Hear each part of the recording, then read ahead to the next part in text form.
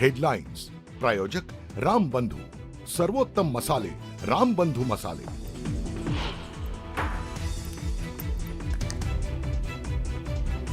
परप्रांतीय कॅब चालकांना मारहाण केलेल्या सरोज दस्तूर यांच्यावर रुग्णालयामध्ये उपचार सुरू। मनसे अध्यक्ष राज ठाकरेंकडून सरोज दस्तूर यांची विचारपूस, तर श्रीकांत शिंदेंनीही संवाद साधत दिलं कारवाईचं आश्वासन।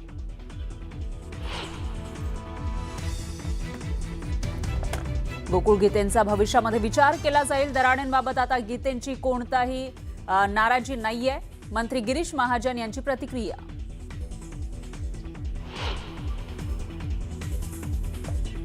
जळगाव विधान परिषद निवडणुकीमधून माघार घेण्यास रेश्मा काळेंचा नकार, शेवटपर्यंत लढत राहण्याचा निर्धार।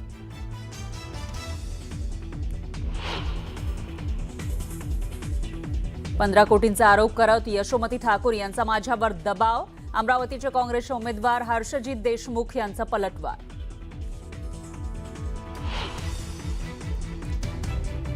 नीती आयोगाच्या 11व्या नियामक परिषदेची बैठक, पंतप्रधान मोदींच्या अध्यक्षतेखालील बैठकीमध्ये 2047 पर्यंत विकसित भारत कार्यक्रमाची ठरणार रणनीती। इथेनॉल मिश्रित पेट्रोलवरील उत्पादन शुल्कात मोठी सूट, केंद्र सरकारचा महत्त्वाचा निर्णय।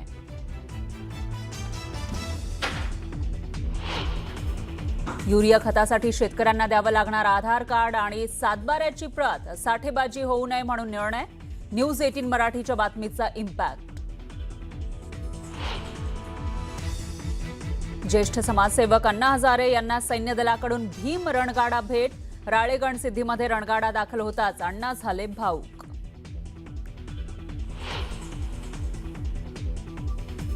मेघालयातील भारत बांगलादेश सीमेवर दगडफेक, बांगलादेशी घुसखोराला अडवून परत पाठवल्यानंतर बांगलादेशी सैन्याकडून दगडफेक।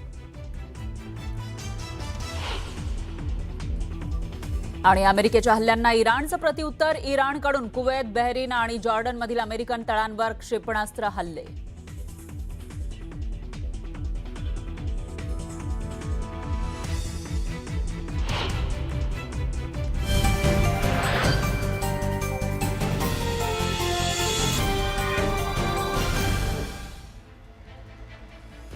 नमस्कार, मी फराह खान, तुम्ही बघताय महाराष्ट्राचा number 1 Marathi news channel news 18 Marathi, आवाज महाराष्ट्राचा। आणि या बुलेटिनच्या सुरुवातीला बातमी आहे ती म्हणजे मंत्रिपदाचं काम सोडून राजकारण करण्यात मग्न असलेल्या 2 मंत्र्यांची। विधान परिषदेच्या निवडणुकीसाठी राज्याचे 2 मंत्री आपलं कामकाज सोडून एका अपक्ष उमेदवाराची मनधरणी करत होते। ते कॅबिनेट मंत्री म्हणजे गिरीश महाजन आणि उदय सामंत। गिरीश महाजन यांच्याकडे जलसंपदा, कुंभमेळा आणि आपत्ती व्यवस्थापन यासारखी महत्त्वाची खाती आहेत, तर उदय सामंत यांच्याकडे उद्योग आणि मराठी भाषा ही खाती आहेत। ही दोन्ही महत्त्वाची खाती असताना सुद्धा हे दोघे मंत्री गेल्या आठवड्याभरापासून एकच काम करत होते, आणि ते म्हणजे नाशिक विधान परिषद निवडणुकीमधील अपक्ष उमेदवार गोकुळ गीते यांचं मन वळवण्याचं। आता एक सोडून 2 मंत्री या गोकुळ गीतेंची मनधरणी करत होते, म्हणजे गीते कोणीतरी बडी आसामी असावी असा प्रश्न कुणालाही पडल्याशिवाय राहणार नाही। पण तसं काही नाहीये, तर गोकुळ गीते हे नाशिकमधील गणेश गीते या भाजप पदाधिकाऱ्यांचे भाऊ आहेत, आणि त्यांनी विधान परिषद निवडणुकीमध्ये शिवसेना उमेदवार नरेंद्र दराडे यांच्या विरोधामध्ये उमेदवारी दाखल केलेली आहे। एकूणच काय तर महायुतीमध्ये त्यांनी बंडखोरी केली आहे, आणि तेव्हापासून मंत्री महाजन आणि सामंत हे सतत नाशिकच्या खेट्या घालतायत। जलसंपदा आणि उद्योग खात्याचे असंख्य प्रश्न प्रलंबित असताना या दोन्ही मंत्र्यांनी गोकुळ गीतेंच्या नावाचा नामजप सुरू केला होता। जणू हा राज्यातील सर्वात महत्त्वाचा प्रश्न होता, आणि त्यामुळं राज्यातील कोट्यावधी जनतेचा प्रश्न मार्गी लागणार होता। अशा आविर्भावामध्ये कॅबिनेट मंत्री गिरीश महाजन आणि उदय सामंत हे नाशिकमध्ये तळ ठोकून होते।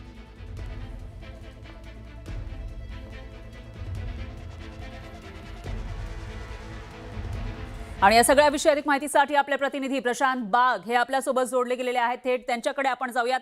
प्रशांत, एकूणच असं म्हणता येईल की राज्यामध्ये एवढे मोठमोठे प्रश्न आहेत, आणि अशामध्ये 2 महत्त्वाचे मंत्री एका बंडखोराची मनधरणी करण्यामध्ये लागल्याचं दिसून येते। काय अपडेट्स आहेत या विषयीचे? यश आले का? आता तरी यश आलेलं आहे का त्यामध्ये?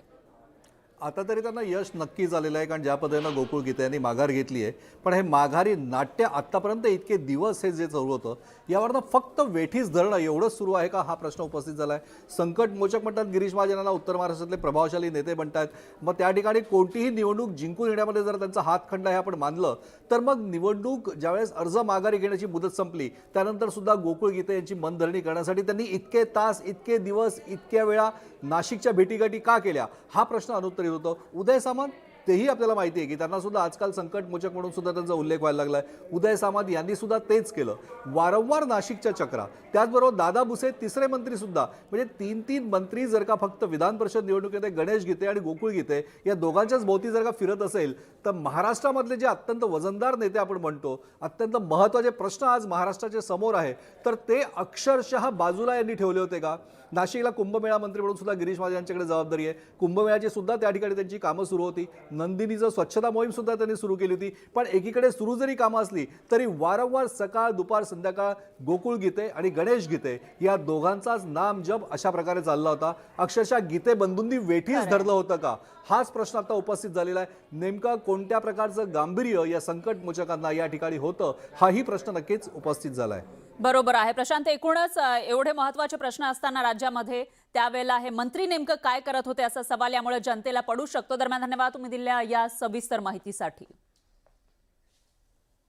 आणखी एक ब्रेकिंग न्यूज आहे. राज्यामध्ये सध्या विधान परिषद निवडणुकीची रणधुमाळी ही सुरू आहे आणि त्याच अनुषंगानं 15 कोटींचा आरोप करत यशोमती ठाकूर यांनी माझ्यावर दबाव आणल्याचं काँग्रेसचे उमेदवार म्हणतायत.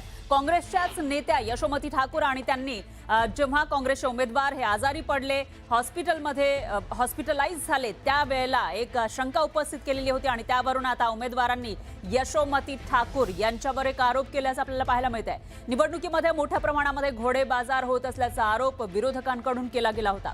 अशातच आता काँग्रेसच्या महिला नेत्या यशोमती ठाकूर यांनी आपल्याच पक्षाच्या एका नेत्यावर गंभीर आरोप केला, शंका उपस्थित केली. अमरावती स्थानिक स्वराज्य संस्थेच्या निवडणुकीमध्ये काँग्रेस उमेदवार हर्षजित देशमुख हे कोट्यावधी रुपये घेऊन मॅनेज होत आहेत असं यशोमती ठाकूर यांनी शंका उपस्थित केली होती आणि त्यावर काँग्रेस उमेदवार हर्षवर्धन देशमुख यांनी प्रत्युत्तर दिलं आहे. 15 कोटींचा आरोप करून यशोमती ठाकूर माझ्यावर दबाव आणतायत असा आरोप अमरावतीचे काँग्रेसचे उमेदवार हर्षजित देशमुख यांनी केलेला आहे आणि त्यावर पुन्हा एकदा यशोमती ठाकूर यांनी प्रत्युत्तर दिलंय. तुमच्याकडे हिंमत असेल तर रुग्णालयातून बाहेर पडून निवडणूक लढवा असं ठाकूर म्हणाले.